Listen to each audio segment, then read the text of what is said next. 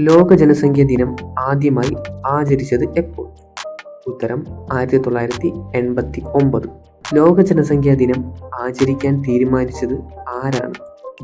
ഉത്തരം ഐക്യരാഷ്ട്രസഭ, United nation. ലോക ജനസംഖ്യാ ദിനത്തിൽ പ്രചോദനമായത് എന്താണ്? ഉത്തരം 1987 ലോക ജനസംഖ്യ 5 ബില്യൺ എത്തിയത്.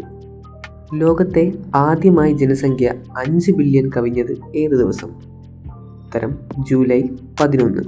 ഇപ്പോൾ ലോക ജനസംഖ്യ ഏകദേശം എത്ര ബില്യനാണ്?